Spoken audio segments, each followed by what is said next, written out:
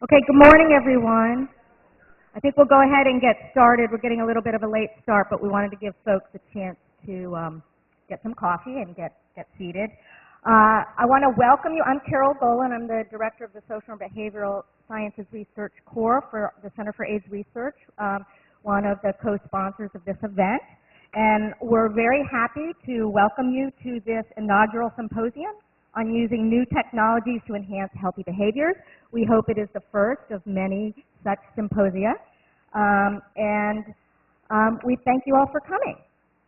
I wanted to say, I'm going to pass this over to Seth Knorr, who will also welcome you, but I wanted to first put out a big thank you and recognize one person, Catherine Grudensky, who really, this event is really her brainchild.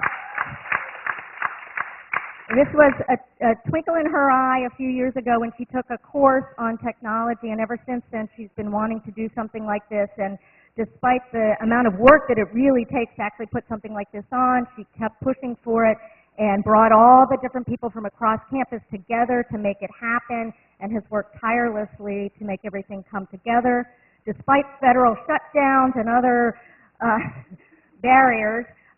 So just really, yeah, a big round of applause, and very, very grateful to Catherine for making this a reality.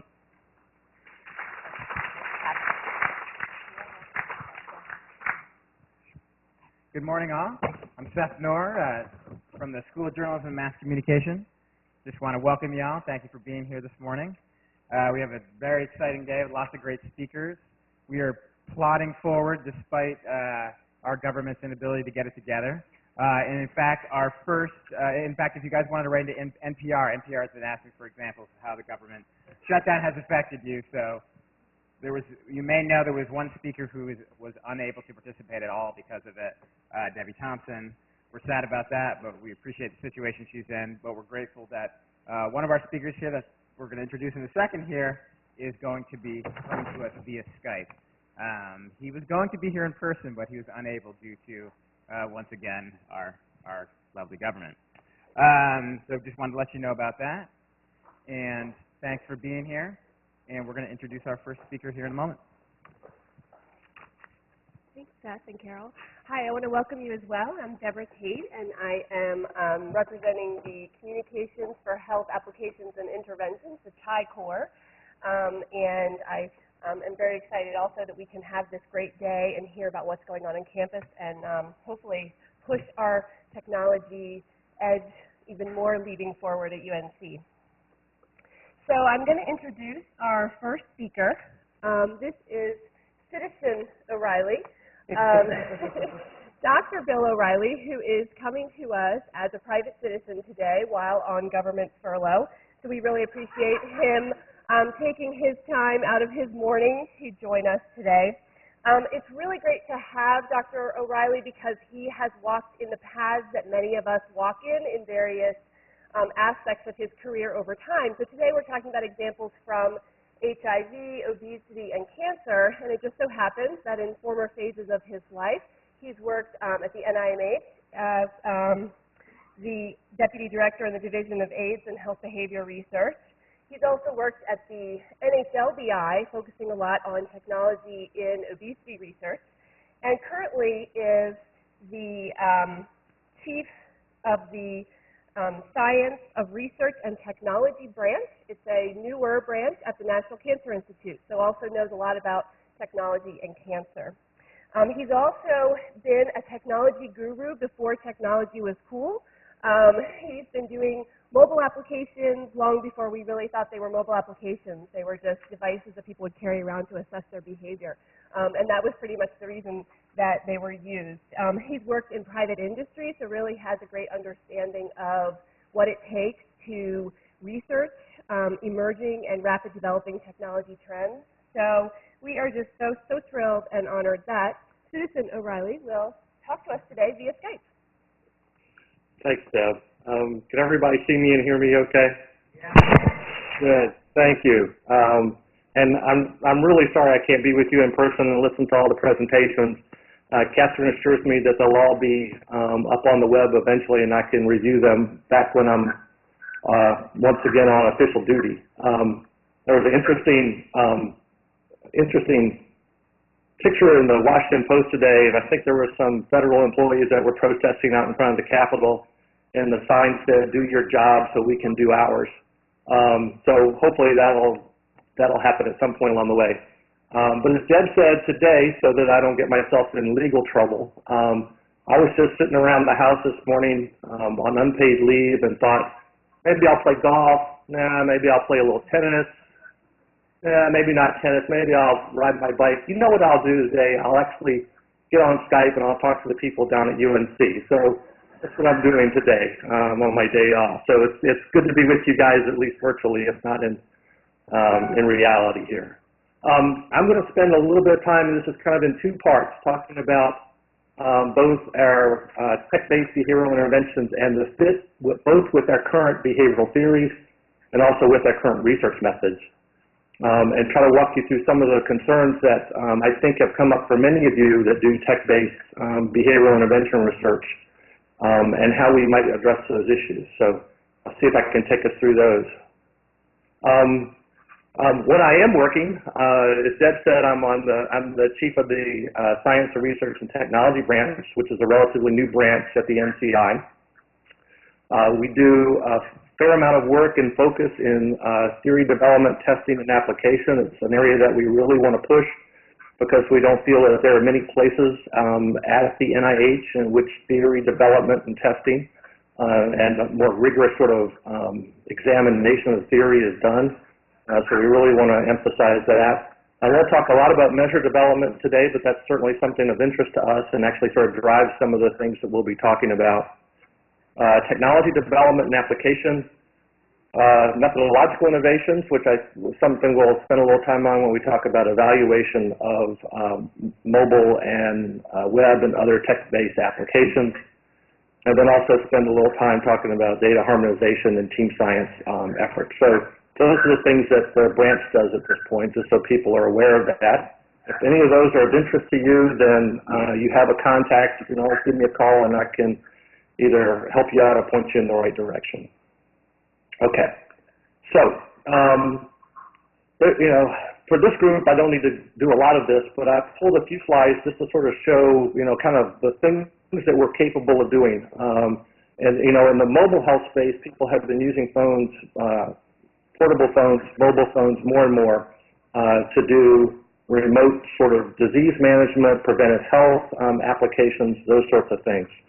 So this is just one example. This is Dave Gustafson's work at University of Wisconsin, where they've done mobile-based sort of and web-based applications for disease management, both for cancer and alcohol dependence and for asthma, and they continue to expand their chronic disease management suite of services in that.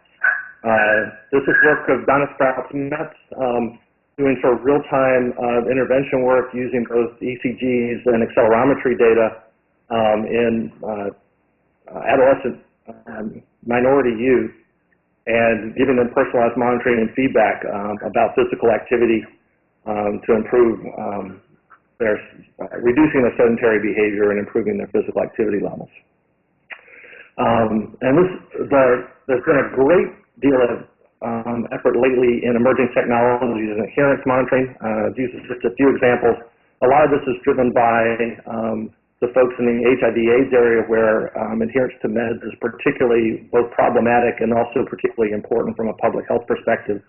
And there are a number of areas here that I think most of you are sort of familiar with. The one that everybody thinks is particularly cool is the Proteus pill microchips and sensors.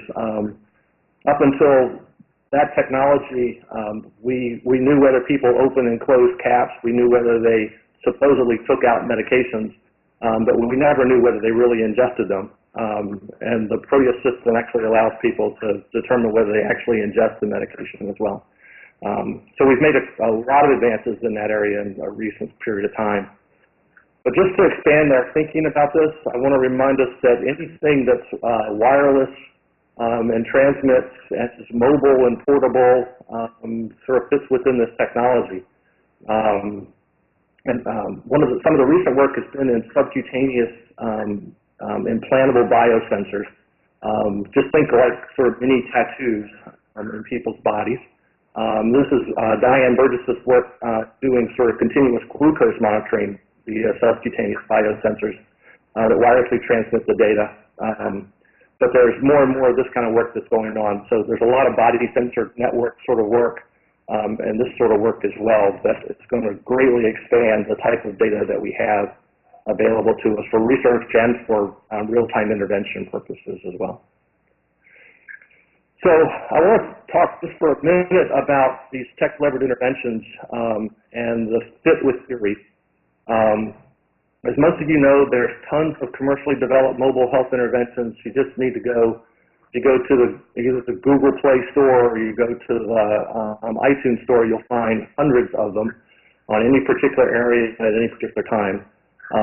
Lauren Abrams is probably one of the most frequently cited people in this area right now because she did a paper back in 2011 that showed how poorly does commercially available applications for smoking cessation particularly follow anything close to the practice guidelines that we currently have for how to treat smoking cessation. So a lot of these are developed, they do only one thing, or they do a very limited sort of thing, or they have no theoretical basis whatsoever. And even the work that we've done more in academia also follows that pattern to a certain degree. There's certainly been more theoretical basis for the work that's been done, diet and physical activity, smoking cessation, that sort of thing. But just as a couple of examples of where that theoretical basis, there's still some limited work in that area. Lee Ritterban and Deb Tate did a really nice review of this for internet-based applications, showing that one, where there has been theoretical support, but also the number of situations in which work has been done without any theoretical basis, or at least any theoretically reported basis. And we did a review in 2011 with mobile technologies that also showed, actually for smoking cessation and diet and physical activity interventions, most of those did have a theoretical basis, at least reported. But for most of the adherence work that was done, and most of the chronic disease management work that was done, there was no theoretical basis cited for any of the interventions that were developed. So it leads me to this one. I love this Yogi Berra quote. In theory, there's no difference between theory and practice, but in practice, there is. We do have a gap between theory and practice that we need to address. So for this group, I probably don't need to describe this, but I work in a mostly biomedical world, so I have to remind people why we care about behavioral theory from time to time. And there are all those typical criticisms, right? The behavioral theories that we currently have, the predominant ones that are often used, are somewhat dated, haven't been revised very frequently in the last few years, have a number of limitations, including the amount of variance of behavior that's explained by many of them. That said, theory-based interventions do appear to produce better results, not theory-based. That's both Warren Chef's papers, as well as Karen Land's work, and the work from Mitzi's group, Webb et al., showing that. That said, there's been some recent reviews, and this is the same Mickey group, 2013, that failed to find an effect of theory-based interventions being superior to those who are not theory-based. And for all we know, we're not really sure that the result of that is not just because people have been just more thoughtful and careful about how they developed interventions when they're doing it based on theory than not. So it's still unclear to us what degree being theory-based actually does improve the quality of the intervention that's delivered. That said, we do this because interventions, and this is a common problem across the field, we always say, our interventions target this behavior. Our interventions really don't target that behavior. They target the putative mechanisms, the mediators that lead to that behavior. So this is just a really simple example, obviously, but the right side of the screen where self-efficacy leads to behavior is just one putative mediator that's common across a number of theories, is what most people call the conceptual aspect of the theory. And we obviously want to pick, as we're trying to change the target behavior, a mechanism that has some powerful relationship, a robust relationship to the behavior, like self-efficacy, so that we can actually modify that somewhat. And then the left side of the screen are the action-oriented aspects of the theory. They're the ways in which we believe we can change self-efficacy, setting mini goals, for instance, or observational learning, where people, view videos of other people successfully engaging in the behavior. that we can somehow then increase self-efficacy. So our models to develop interventions are clearly sort of based on the need to understand theory and be able to build our interventions based on that. The exciting part of this is that technologies provide the ability for intensive longitudinal data within individuals over time. We've known about ecological momentary assessment work for many years. That's been done for well over a decade at this point. And I'll also let you know that there's a recent series coming out in nicotine and tobacco research that will focus as a special issue on ecological momentary assessment and newer analytics and technologies, and that'll come out in early 2014, I believe. But then we also have a number of sensor technologies available to us, and that's been an area that's just exploded in the last couple of years. So that there's a ton of work being done in sensor technologies now. In areas where we did think people could use sensors for assessing behavior and their mediators are increasingly being used for that purpose. And it's really been exciting to see the engineering field come into this area as much as they've come into it in recent years. So that's been nice to see. So what we're gathering now is fairly intensive, rich longitudinal data. Yet the theories that we've developed over the past, half century or more, were developed primarily to explain differences between individuals, and not so much the differences within individuals over time.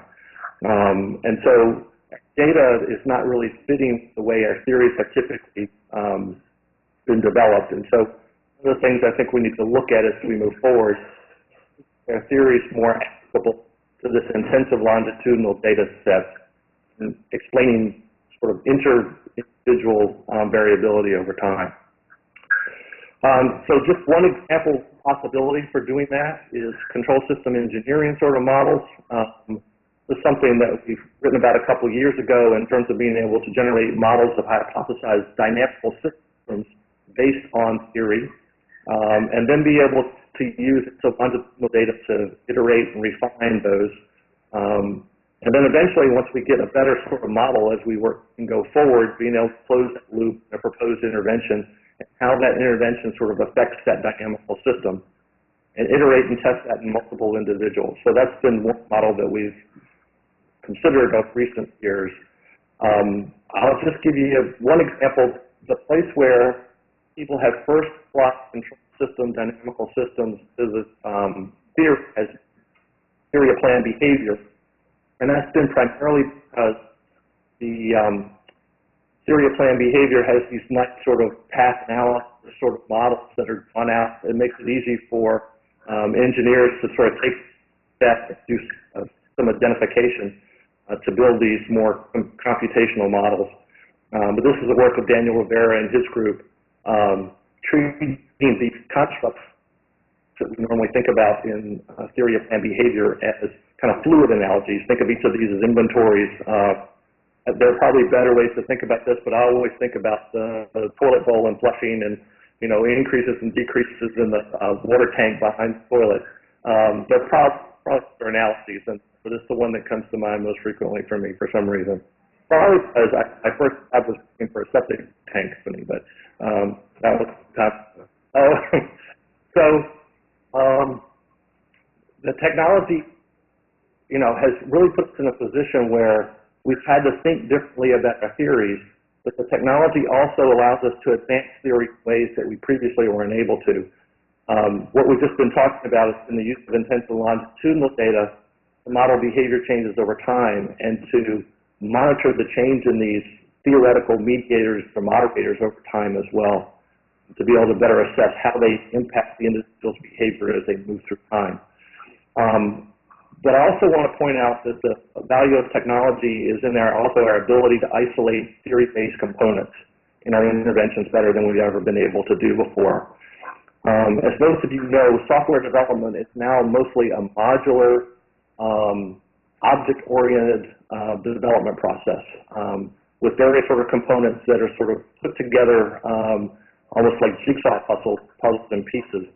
And if we could marry those modular software development with theoretically derived intervention components, we could easily swap out those intervention components so that we could see which components to be more effective or less effective.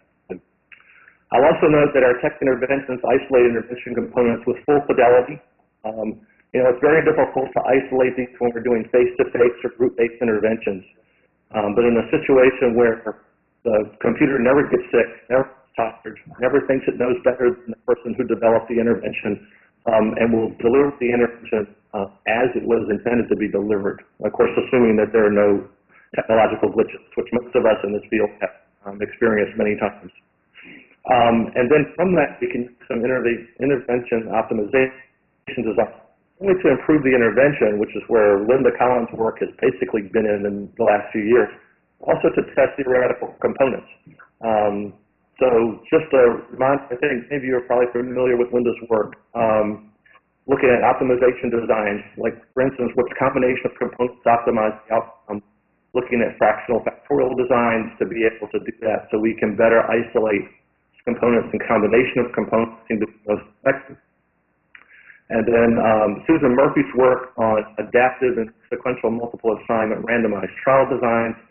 Actually, I just saw recently that Susan got a MacArthur Award based on some of what she's done on these sequential randomized designs. So being able to understand in which way should we sequence these components over time to maximize the outcome. So there are ways like this, I think, in which the technology that we have allows us to not only deliver interventions that are more scalable, but also interventions that are more theoretically based, and also allow us to advance theory in ways we've been unable to do previously. I want to shift gears for a few minutes and talk about the evaluation of tech delivery interventions and the failure to fit on the tech side. All of us know that the randomized controlled trial is still the gold standard, has been for many, many years. It's still very difficult, even if you're doing a tech-based intervention. If it's something that requires FDA approval, they will require, in most cases, a randomized controlled trial of some form.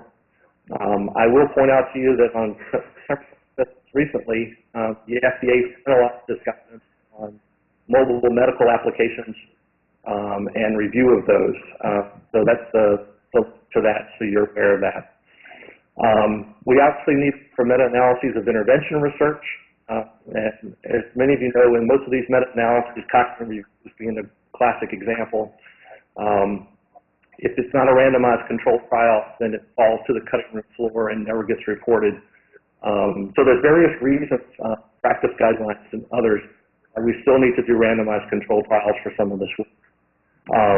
That said, this is the problem that we have with this, and I think this slide has probably gone viral in previous occasions, but there's a site, a research paper that we did this last year that I can give people as well if you want to cite it. And it also was in an IOM workshop report. But if you think about a grant application that started in 2005, we wrote, submitted the award, and got the award. And that's assumed that you got it on the first try, which is in recent years more difficult. Took a couple years to do development of the application and do pilot testing of it, get ready to do that. Probably a year and a half or so to randomize and recruit subjects, and then a period of time to do follow-ups, even relatively short-term follow-ups, and then a year to analyze and publish the results. That's a 7-year process for a typical behavioral intervention randomized controlled trial. And if you think about that, the technology, in 2005, when you started this project, you may have been prescient enough to know that there was this geek at Harvard built this thing called the Facebook. They probably only had a couple 100,000 users at that point, up to 1 billion. You would have missed the guys at PayPal who decided to go along and develop YouTube. You would have missed the advent of the iPhone. You would have missed the advent of the Android, and you'd miss the iPad, and all the other sensor technologies that have come along since the last 2 years. So really, the technology has outpaced our ability to sort of evaluate this work and moves much more quickly. I can tell you from talking to people in the technology sector and the private sector, they're used to somewhere between 6, 12, at most 18 months processes from start to finish to get something commercially viable and available and out on the street. And to tell them that they have to wait 7 years until we've done an RCT before they can commercialize it is not going to go very far in that world. But I want to point out that it's actually worse than that. You assume that each one of these is small. It obviously takes more than one to do this. So study A starts here, study B does things slightly differently, different theoretical basis, maybe different components. Same targeted intervention. Study C does another similar sort of thing. Study D comes along, again taking 7 years to do this work. Study E comes along and does the same thing. Again, all targeting the same intervention, but all with different interventions, different components, sometimes with different theoretical bases for those components.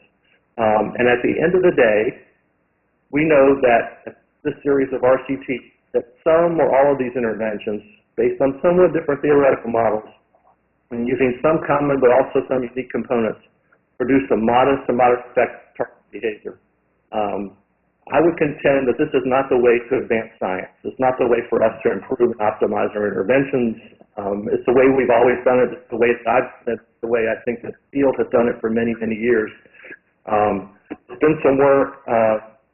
Les and Deb and others in the early trial have been trying to post hoc put together what the intervention components are for these various and code the various intervention components for a number of studies, see what they can find in common, and then look at the relationship of those common characteristics and the doses of those common components to the outcomes. But again, that's still cooperative work primarily that's done at the end of the day. So I want to talk a bit about how to streamline both our RCTs and how to see if we can move this forward a little bit differently.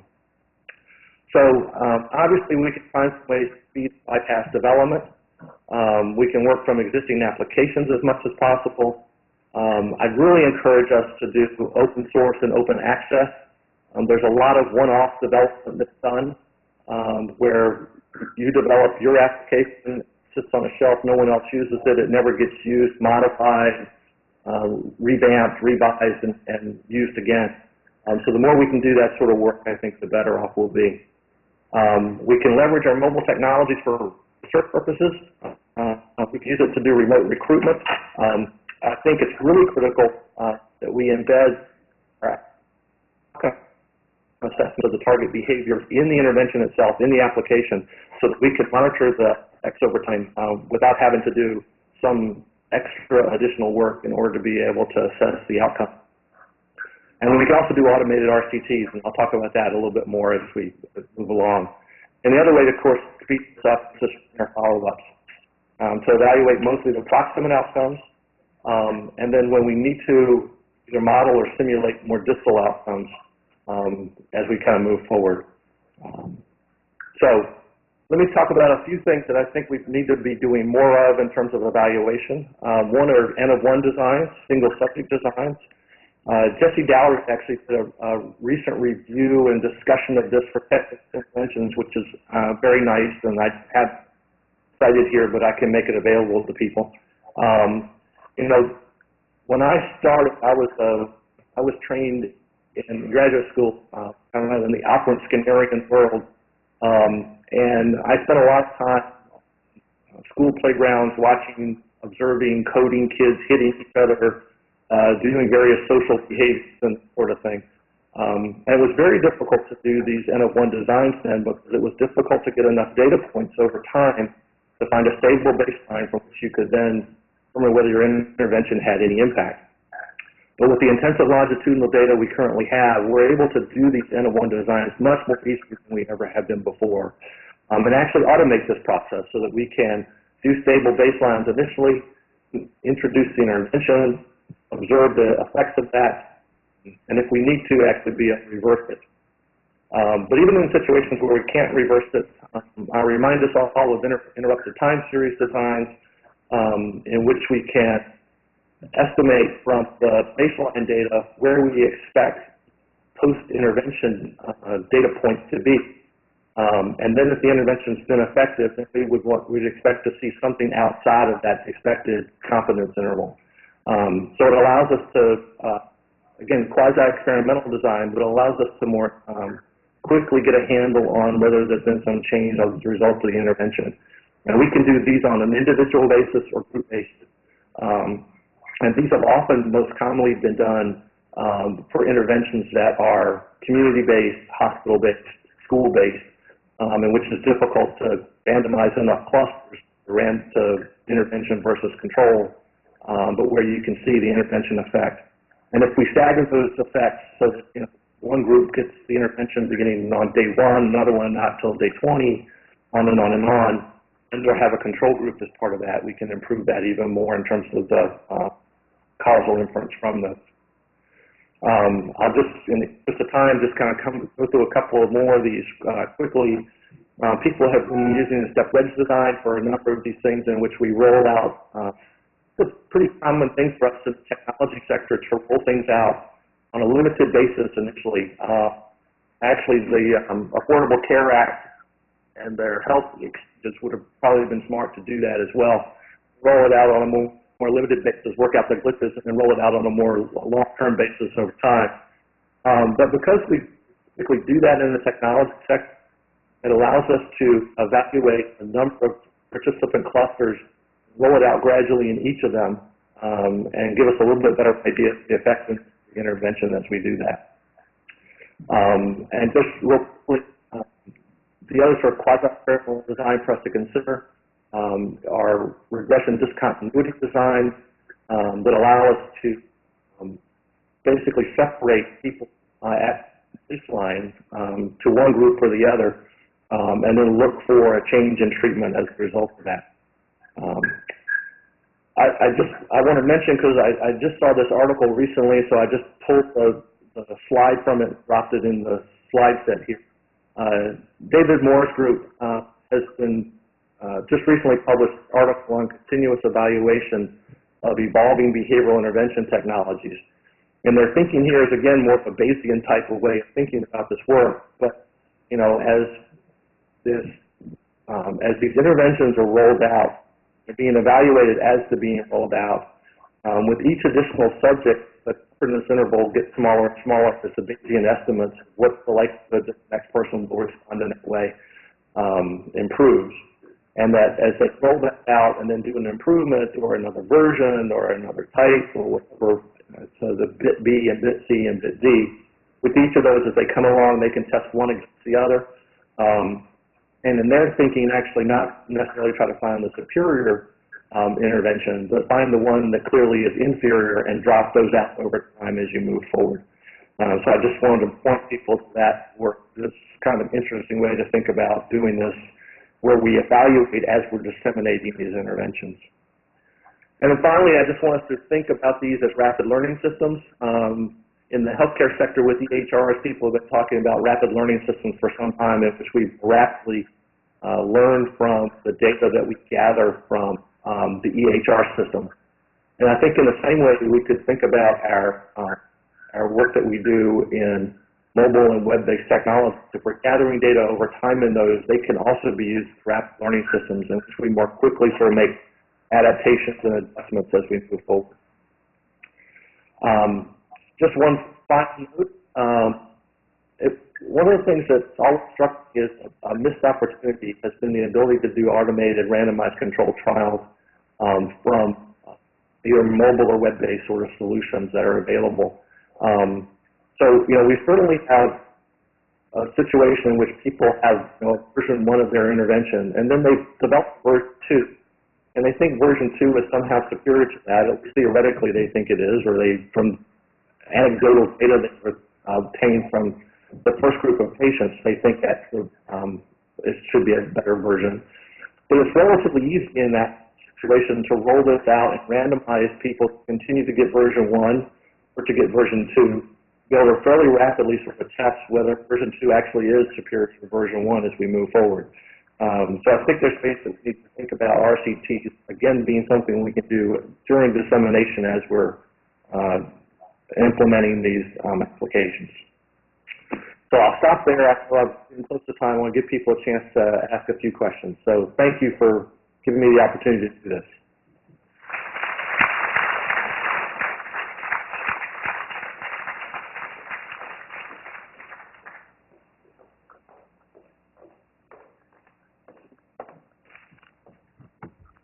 Thank you, Bill.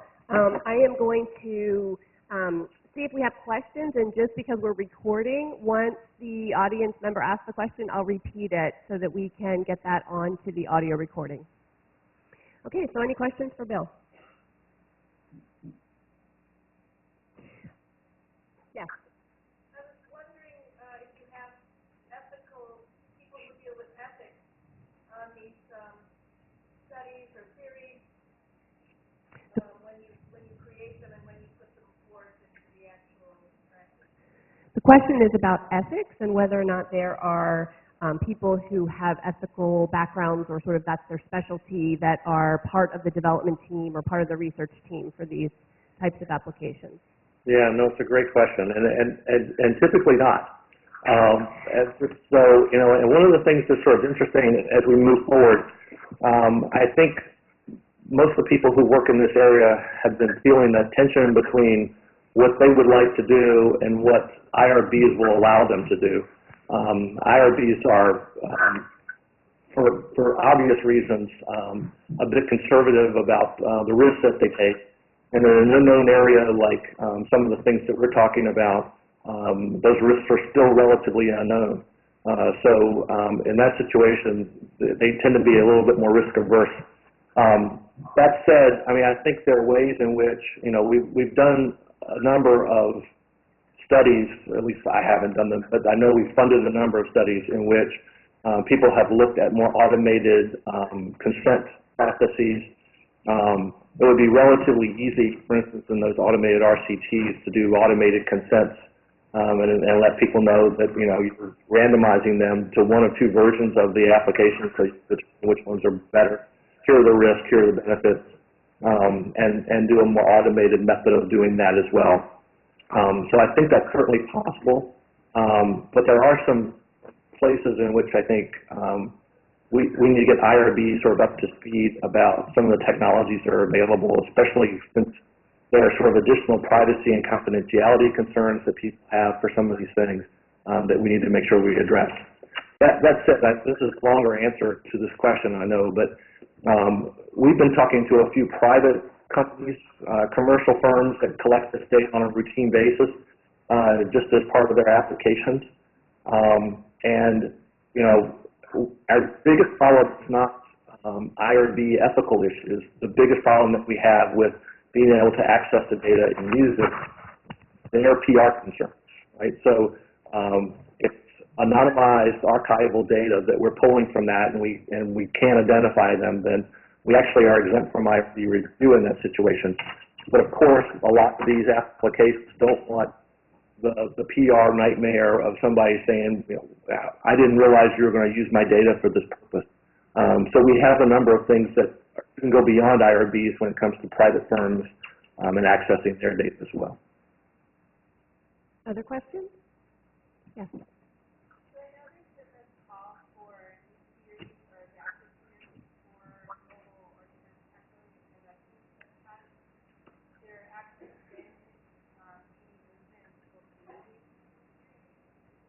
So the question is if there's a call for new theories or adaptations of existing theories to be used with mobile or technology interventions, but has there actually been any attempt to create such theories or test them? There have been some recent attempts, but they're still very in very early stages of trying to look at how we might adapt these theories and how we might test them. In a meeting that we had at NCI 2 or 3 weeks ago, we did a demonstration project in which one of the people in the physical activity area who had some intensive longitudinal data, we paired them with one of the computational modelers to see if we could begin to sort of test and refine some of the ways we typically think about things like self-efficacy and negative affect and some of the other components that we think are important in the physical activity space. So people are beginning to do that work, but it's still very nascent at this point. So we have a long way to go. But I really am. I'm personally excited about that kind of data allowing us to test theories in ways we've previously not been able to test them, and then refine them and improve them. Yes.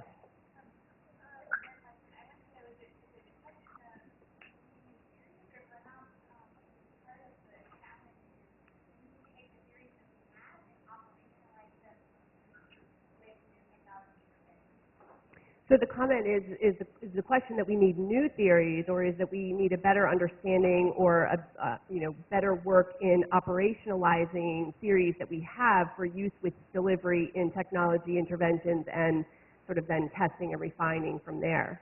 Right, right. Well, the easy answer is to probably say both. But let me ask, I think we should probably start with our existing theories and adapting them. And I think one of the things, we've been working on a paper that I need to finish up, and actually having the furlough has been useful for helping me finish it up, but where we've been trying to take social cognitive theory and put it within sort of a computational model. And I thought I knew social cognitive theory backwards and forwards. I've used it. It's been the basis for interventions I've developed, all of those sorts of things. But when you get to the point where you're actually trying to think through, if this change in self-efficacy occurs, what do I expect downstream, and what's the feedback loop back into self-efficacy from the behavior and the behavioral outcome that occurs, or from outcome expectancies, or self-monitoring, or self-regulatory processes, you quickly realize how little you really know about your theory and how much more you need to operationally define it than we currently do. And so I think just doing that work and just beginning the process of thinking about how we would set up these models will improve our operational definitions of the theories and allow us to better test them than we do at this point. Carol?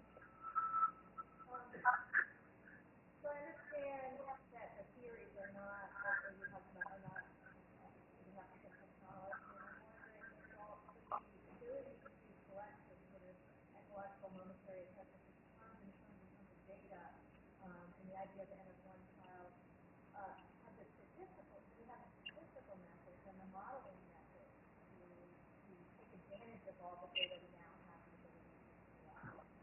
So the question is that, well, we recognize that maybe the theories are not up to snuff or up to speed with sort of being able to keep up with the technology, but since we have so much data and we have so many repeated measurements on people with data like ecological momentary assessment, do we actually have the statistical methods that we need at this point?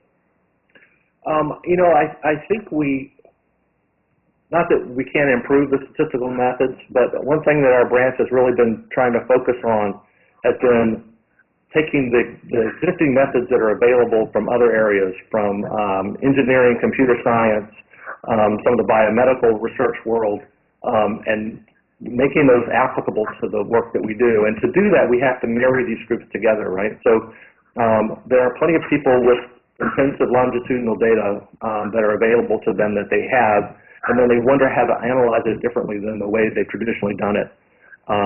And then there are people out in the computational modeling world, or the time varying effect model world, or all of those various sorts of statistical analytic techniques, who would love to get their hands on these data so that they could do something with them. I mean, for some of these groups, the question and how hard the question is more important to them than the problem you're trying to solve. So, so they would love to get their hands on this data, and so part of our role has been to sort of marry these groups together and do kind of a matchmaking effort between the two. So I think we should start there. It may be that over time there are gaps in our understanding of how to deal with this data, missing data in intensive longitudinal data being a classic example of that, where we've got to improve our methods for how we deal with missing data. But again, in some areas of engineering, they have some fairly elegant ways of dealing with missing data that doesn't follow a linear process. So I think we just need to first begin with pulling from some of these other areas and using their methodologies as much as we can. So it sounds like, especially in the spirit of what you talked about collaborative team science, I guess one of NCI's initiatives under your branch will be some type of match.com for us to find these computational scientists that can work on our research trials, because we have all this longitudinal data. Yes, we'll have to come up with some online system that will do that. So we probably should talk to the match.com people about their outlook. Other questions? Yes.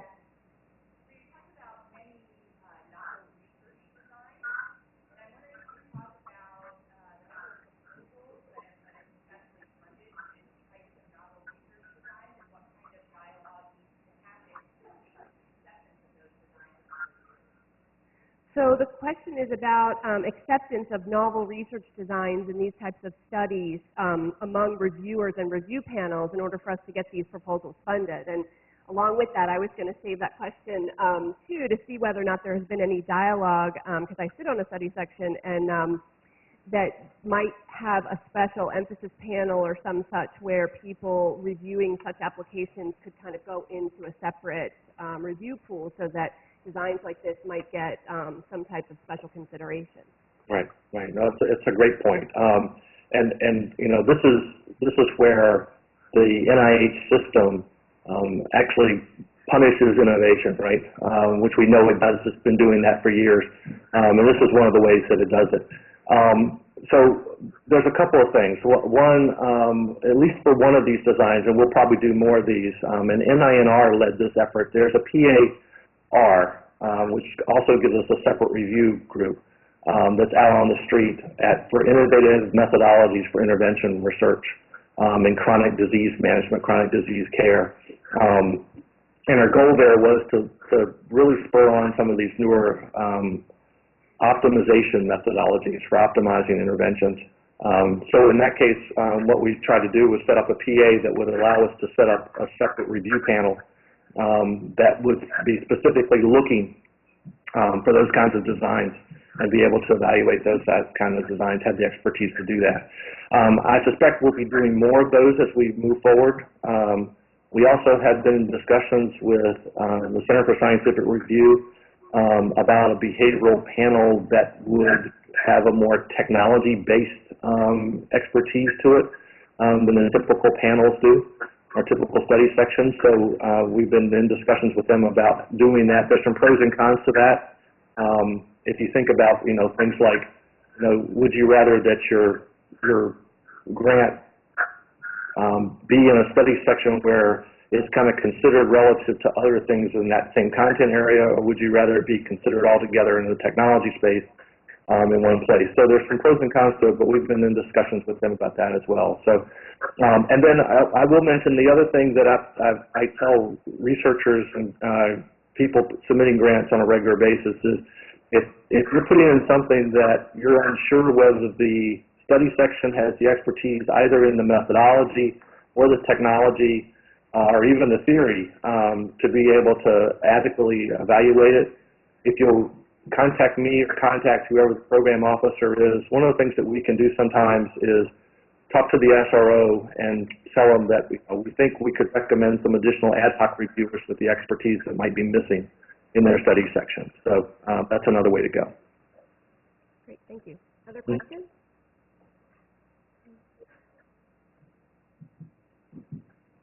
Okay, Bill, I think that's it. We really appreciate your time, and especially coming to us on your day off. I hope you can go out and get that bike ride now. And, and thanks again. I hope to see you soon. Thank you, guys. I appreciate it.